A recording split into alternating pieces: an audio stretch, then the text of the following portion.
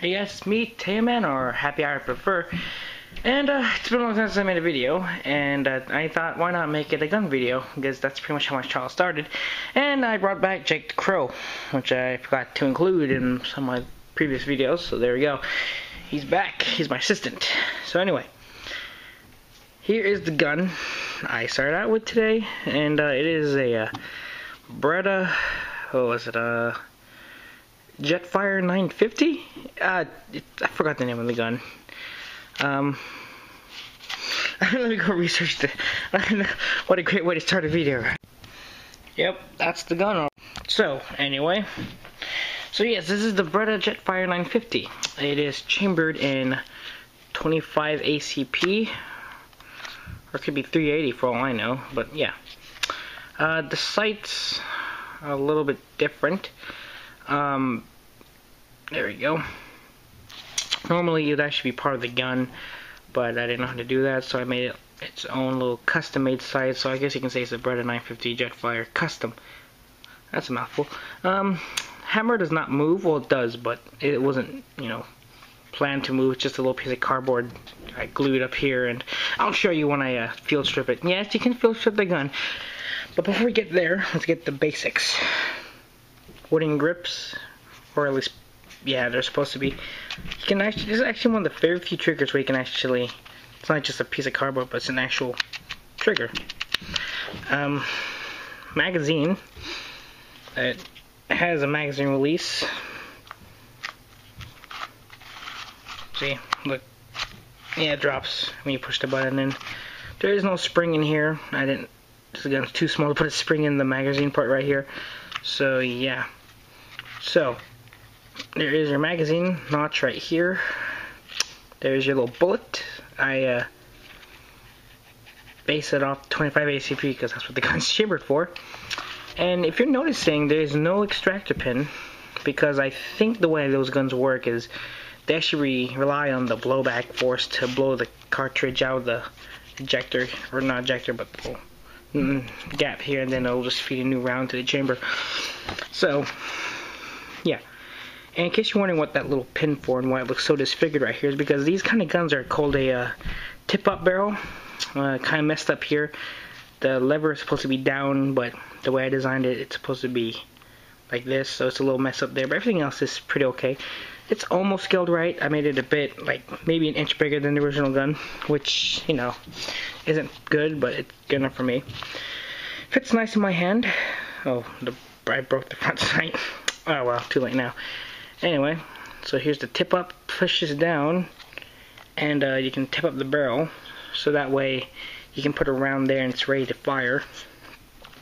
Because on the real life weapon, which I have held and try to rack, it actually is really tough to like pull back the slide. Here it's easy, but you actually have to put a lot of force, and I can see why they put a tip up barrel, because if you're like in a, I don't know, like in an alleyway and you get ambushed, you can't just take your time to rack the slide, you'd probably be dead. So having that round there already, you just pull the trigger, or I didn't shoot the guy, but my guns don't shoot, so I don't really care.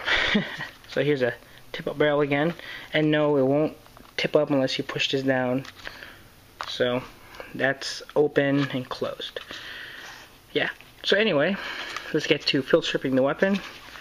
Let me take out the magazine, rack the slide. I know you don't have to do it on cardboard, but you know, that little extra taste of reality for you. Probably get cold and noob, so you tip up the barrel. The way I did it is you pull out the little pin right here, and the little tip up barrel comes off.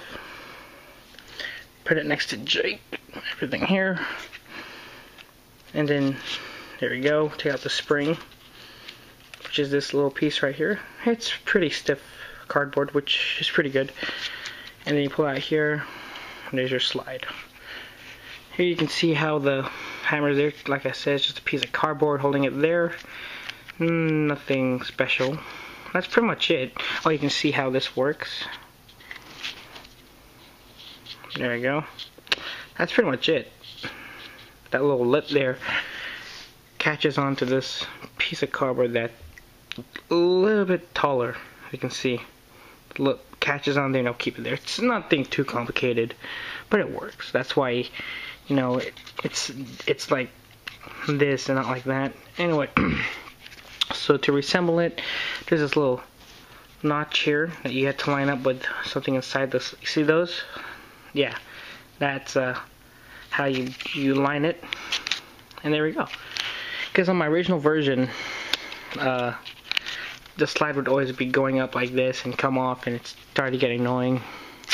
So I decided to put a little micro version of pretty much how I keep my slides on my anime guns in general. Put the slide back in.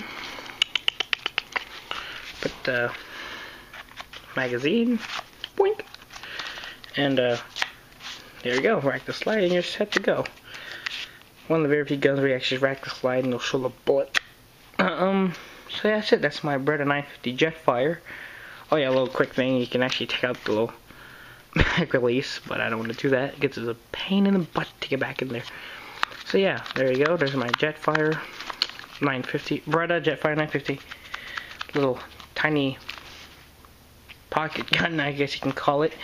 So yeah, nice little gun. Took me about a week or 3 days to make. Okay, I got those out of configure or proportion real bad. So yeah, not much else. Am I forgetting anything? No, that's it.